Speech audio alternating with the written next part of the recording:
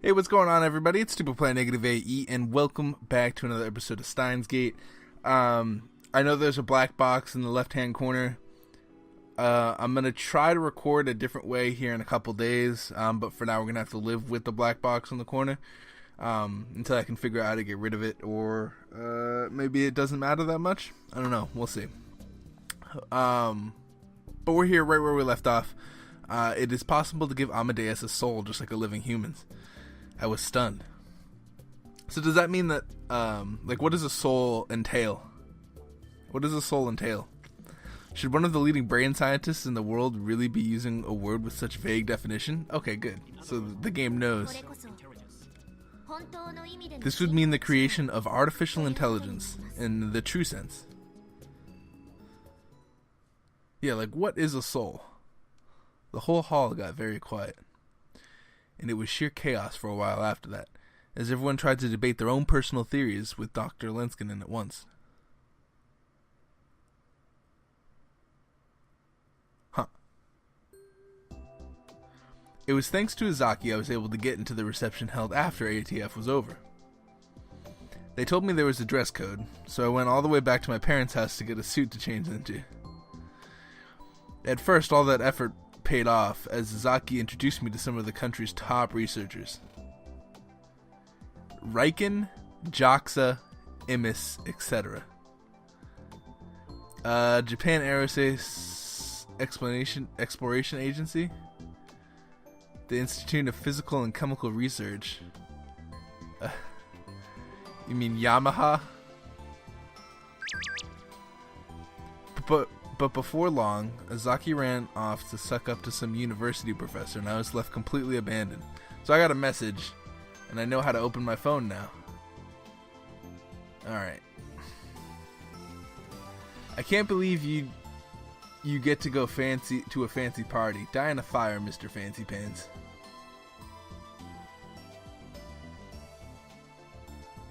Is he jealous of me going to a party? I don't know what to say here. You could have helped too, you know. All the food looks so good. There's nobody to talk to and I'm bored. You could have helped too, you know. Got an achievement for that. No way. Then don't complain. But I'm jealous. Oh, it's like instant messaging now. But I'm jealous. You get to go to a party and there's lots of rich girls, right? It's mostly guys, I think. A lot of the older scientists. What, do I have my own personal emoji? What the fuck? I want my own personal emoji. Okarin, hang in there, man. Is that all you ever think about? Anyway. My own personal target, Dr. Lenskinen, was surrounded by a bunch of famous scientists. It didn't feel like a mere student would be welcome. And so all I did was stand and eat from the buffet by the wall. To be honest, I couldn't tell if the food was any good or not. Whenever my glass got empty, a smiling waiter was always around to fill it up again, so I found myself drinking more than I intended. My stomach was already so full that it hurt.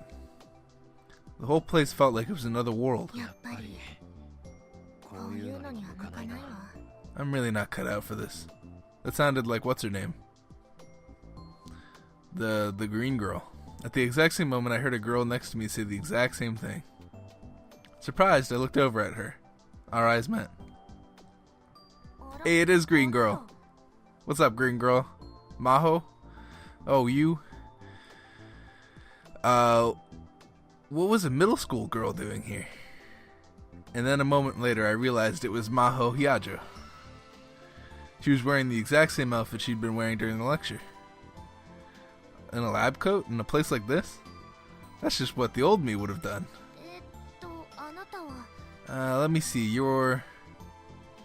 Maho was clearly out of place. Why? Because she was still wearing her lab coat. I read that weird. Why are you wearing a lab coat? Because they're fashionable as fuck. I couldn't help but ask. I was sure I brought some real clothes. She was sure she had, but she hadn't. And that's why she was standing in the corner, trying not to attract attention. You're the guy who was at the desk this afternoon. I'm Rintaro Okabe, a student at Tokyo Denki University, in Professor Izaki's class. I'm much politer in this one. Before I was like, mwahaha. I guess seeing what's her name die, that just like messed me up. I handed one of her business cards that I'd thrown together after Izaki told me they needed them. She grabbed one of her own out of a stack and carelessly put them into my hands. It's fine. No need to be so polite. That was a huge help. My name's pretty rare, isn't it? Huh? Oh yeah, you said nobody could read it? I looked at the card and saw that the pronunciation of her name was written in unusually large letters. That was probably because of how people kept screwing it up. It's a common name in Okinawa, though. You're from Okinawa? My great-grandmother and great-grandfather were immigrants. I was born and raised in America. Half? No, you don't look half Japanese. Quarter Japanese? Nope. My grandpa, grandma, and mom, or mom and dad, were all Japanese. My DNA is purely Japanese. Huh.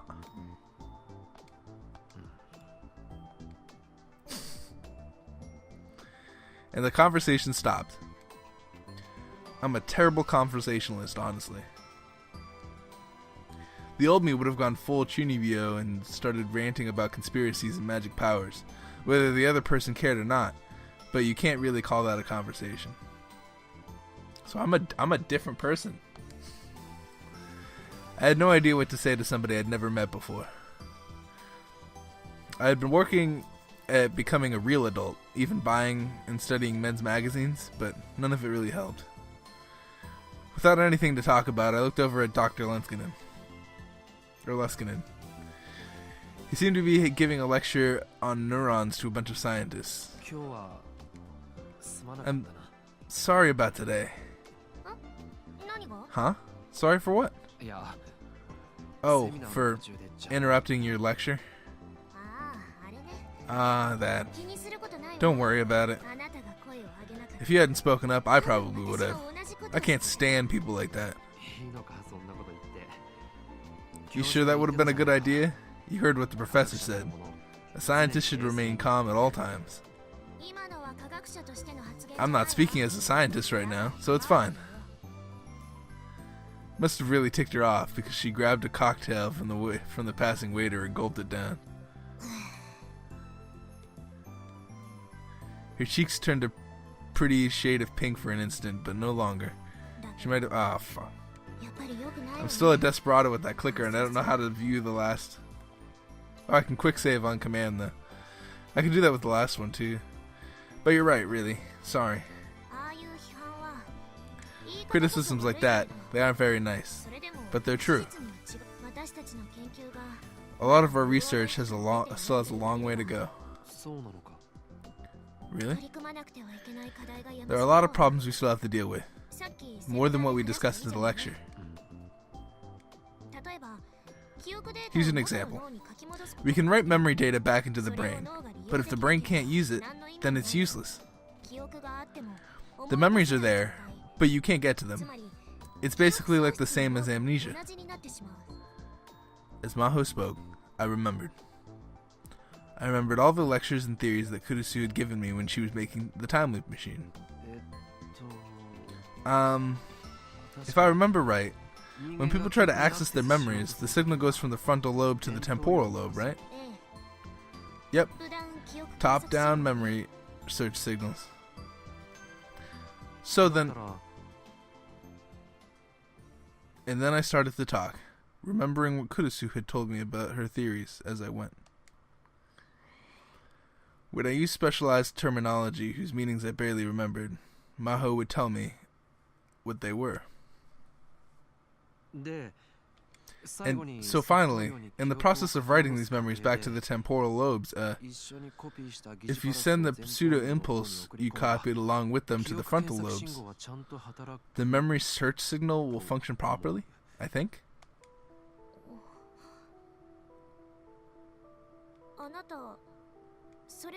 Did you figure that out yourself? No. Maho looked back at the business card I'd given her. Your major isn't brain science. So, someone told you this? Or did you read it in a paper? No, that's impossible. She wouldn't have put it into a paper yet. Did I say something wrong? No, that's not it. One of the researchers at the lab said the exact same thing. None of the staff believed her, but she said she was sure she could prove it. In the end, she left us before we got to the test stage. That's... Should I tell her? Should I tell her about me and Kurisu? In this world line, there's almost no connection between me and Kurisu. What is it? I made up my mind. If I wanted to follow my dreams, I needed to act. Actually, it was Kurisu who told me about this theory. What? What did you just say? Kurisu Makise told me about it. Kurisu told you? Wait, when? Why? When she was over here as an exchange student, we became friends, and she talked to me about this stuff. Of course, that was a lie. Kurisu and I became friends in an alpha world line, not this one. But a small lie like this was probably okay. I see. So Kurisu, thank you. I mean it. Her words surprised me. That was the one thing I didn't expect to hear. For what? For being her friend. She came to Japan all alone.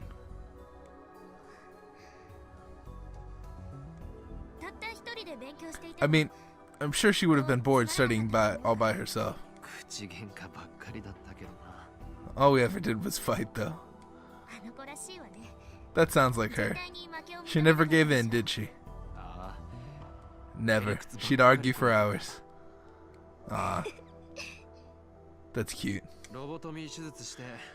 She'd tell me all the time about how she was going to give me a lobotomy and rip out my frontal lobe. What? She wouldn't. I can see Kurisu saying that. Right? You need to discipline your researchers better. I'll admit that much. Sorry.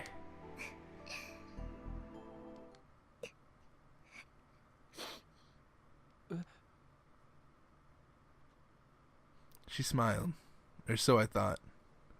And then all of a sudden she started to cry. What's wrong? I didn't have any better ideas, so I grabbed my handkerchief. She didn't seem to know why she was crying herself, and neither did I. Had I said something during the conversation that set her off? Are you okay? I'm fine, sorry.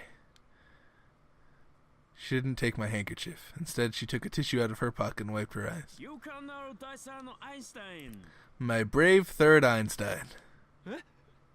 What?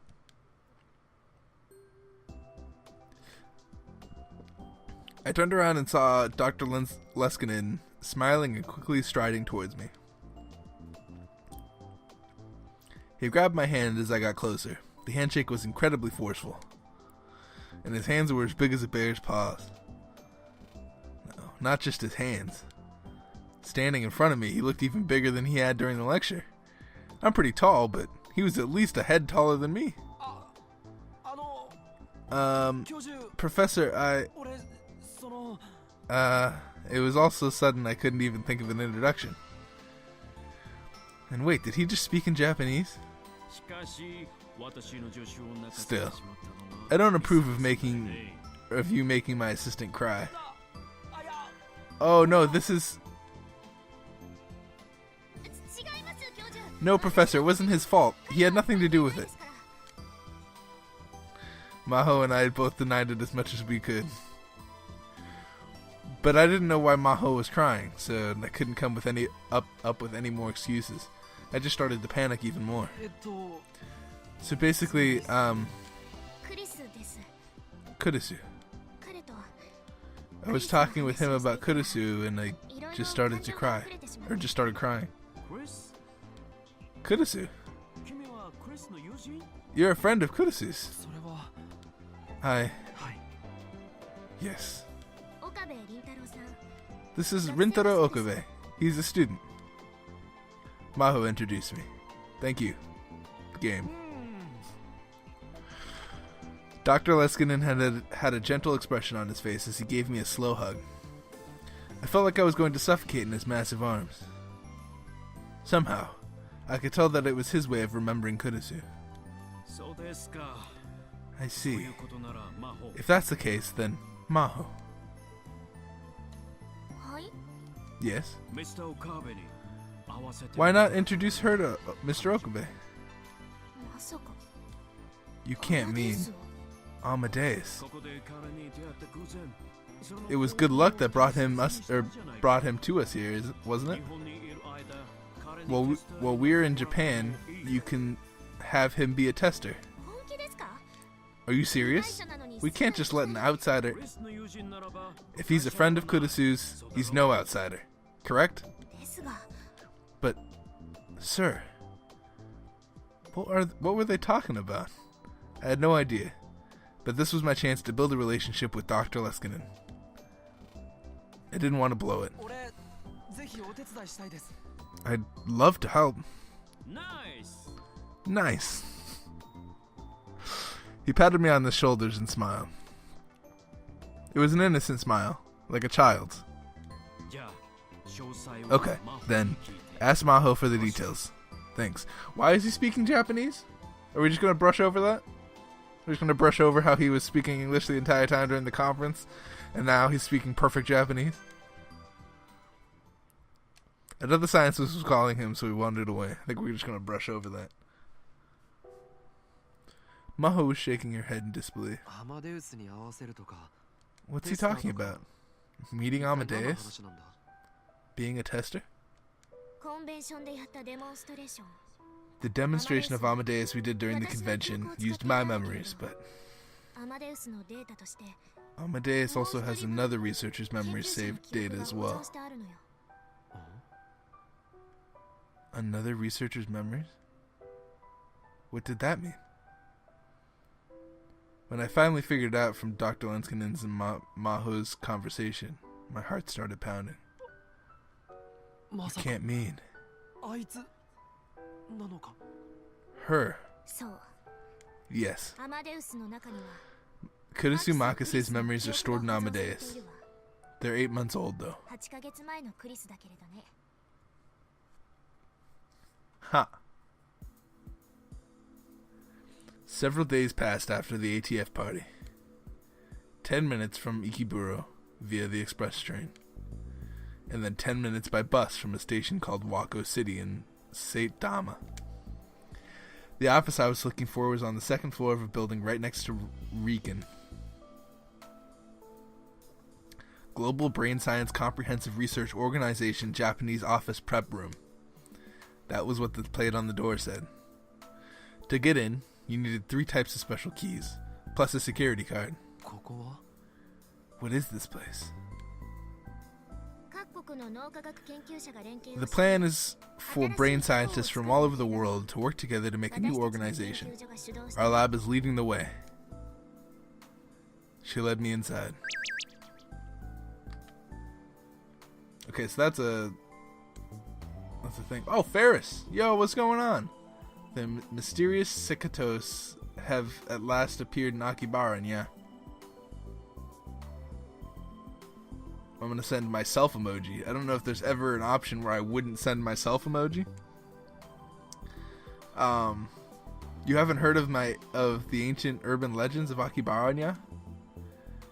I knew about a few of them, but the Sikatos are new to me. If a group of 3 people sit in the backseat of a certain maid cafe, they appear. Or so they say, nya. There's a Ferris emote? Does everybody in this world just have their own emotes? Is she just spamming me with... No one ever knew which maid cafe it was. Until now, nya. It's May Queen, nya. She just spammed. Is everything okay? Everything's fine, yeah? They just join your game in the middle of a raid and they kill steal all the mobs, yeah? Hang on a second. Wait, we're just gonna end the conversation right there? We are. Okay. Showing no signs of it ever happening. Okay. There wasn't even a whiteboard, which made the room look even more empty. There wasn't a lot of natural light. Maybe the windows were on the north side? The only illumination was from the overhead fluorescent lights. The room felt very cold. Well, I mean, there's windows right there. This is just the prep room. No one was sitting at any of the desks, but 2 of them had stuff on them. One of them was a mess filled with notes, calculators, coffee cups, and supplement bottles. That one was the one that Maho sat down at, which means that the one neatly organized must have belonged to Dr. Lenskinen, right? Where's the professor? Off today. Well, it was Sunday. Are you off today too? Yeah. Otherwise I wouldn't be able to sleep past noon. Or been able to sleep past noon. That's true. When I gone to pick her up from her hotel in Wako City, she'd come out of her room half asleep. This was the day that I was to meet Amadeus Kurusu. Amadeus Kurusu? Maho had gone over the basics of being a tester on the way here. Essentially, Amadeus needed some sample data for our conversations, and they were going to give me an environment where I could talk to it at any time, 24 hours a day. She didn't give me any details beyond that, though. So, I'll be able to talk to Amadeus Kurusu 24 hours a day, huh? Is Kurusu's Amadeus here? Yeah. Maho nodded and gave me a glance. You just said she, didn't you? Yeah. You 2 were a lot closer than I thought, weren't you?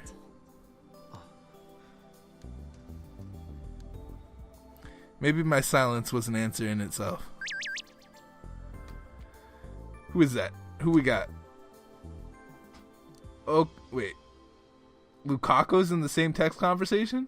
Or does it just pair all of my conversations here? Wait, hold on.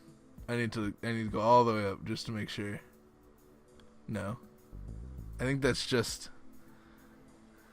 Oh, wow. It takes a while to go down, huh? So Lukaku's messaging us. But does that mean... Man, I wish I could hold down twice. Freaking Ferris. May I have a moment of your time? Is it important? No, it's not that important. Can it wait then? Alright, I'll contact you later. Sorry. No, please don't worry about it. Why is there a Maori emote? Alright, cool. Maho's response was uncharacteristically hesitant. Then maybe you shouldn't meet her after all. Why? The closer you are to someone, the crueler that system is.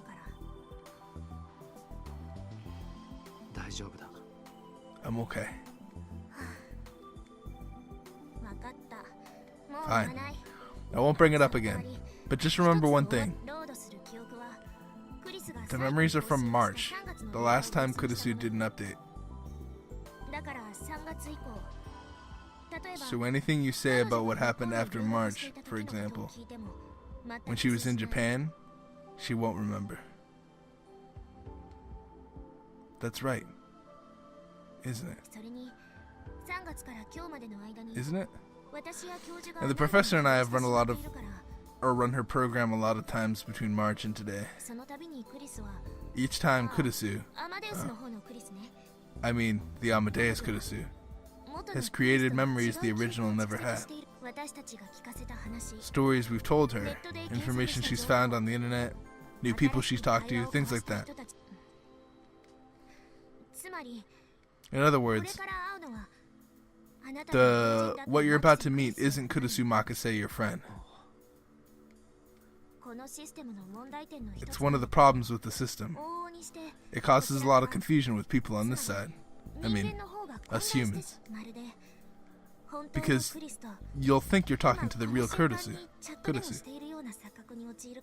So don't get reality and fantasy mixed up, I guess. Our brains have trouble keeping up with the fact that our memories aren't shared with them. Memories that aren't shared. Now there's a feeling I knew well. Reading Steiner. It is a power only I possessed, which made my memories different from those around me. Take me to her. Maho gave me a slight nod. This way. She led me to the back of the room. There was a booth, separated by a thick partition. To get inside the booth, you needed a different card key than the one you used to get into the room, as well as a security code. You're pretty strict about security. Industrial spies are our biggest threat these days. She entered the security code and unlocked the door. Go inside. The room was about 2.5 meters per side. On one end was a white desk with a PC with about a 30-inch screen monitor. Sit just behind me. There was a small sofa that lets you sit behind the user to see what was happening on the screen. I sat there.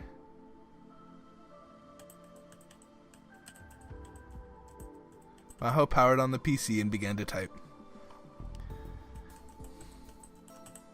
Saliri. A second later, the words Amadeus System appeared on screen. I saw her put the ID in. Salieri. Salieri? Antonio Salieri, 1750 to 1825, an Italian composer who lived in the same time as Mozart. Why are we using musicians' names? First Amadeus and now...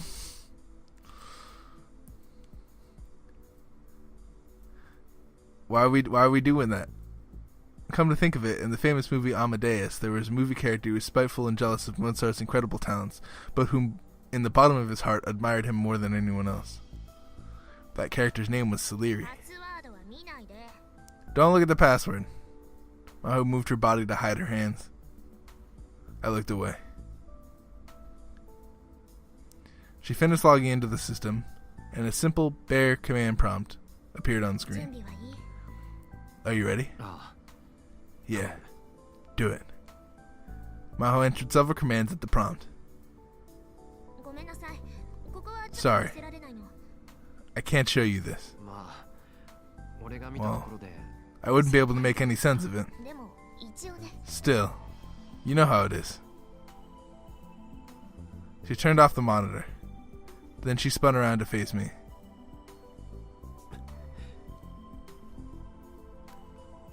I suddenly realized I was clenching my fists. How long had I been doing that? My hands were sweaty, and there was a red spot at the base of my thumb where my hands dug in. Was I more nervous than I realized? What is it? Oh. I'm just starting to get a little scared. There's still time. You can just leave now. You're pretty mean. Really?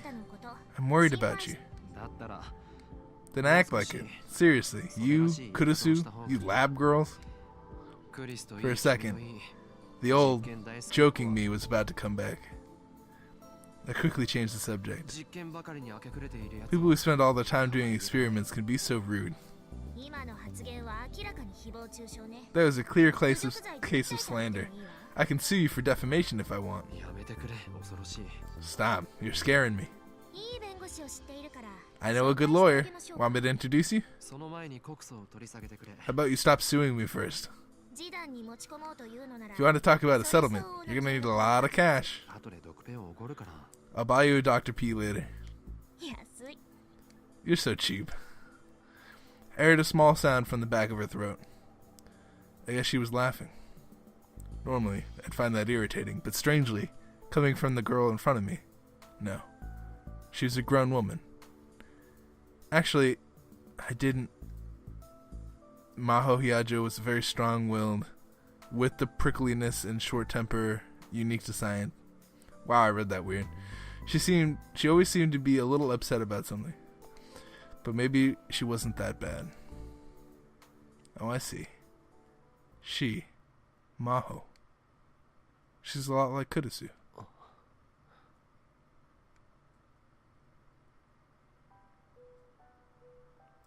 When I first met Kurisu, she was like that. Arrogant, rude, never willing to change her mind. Stubborn, hard-headed, always ready to confront you when you raised eyebrows whenever you said something she didn't like. I truly thought I'd never seen a more unlikable woman. But, despite my first impression, on the inside, she turned out to be fragile, easily hurt, and so kind, and so lovable.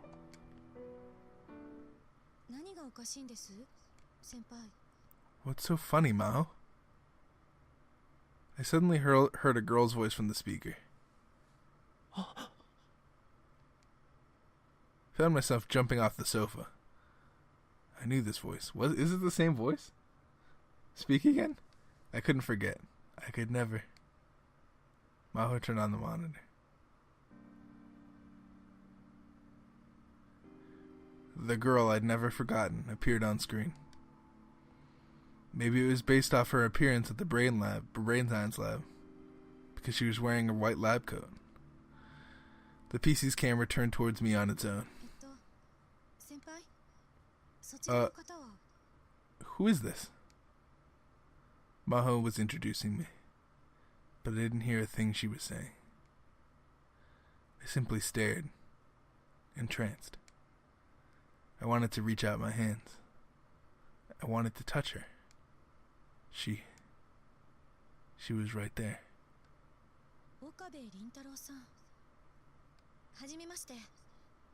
Nice to meet you, Rintaro Okabe. I am Kurisu Makase. I look forward to working with you.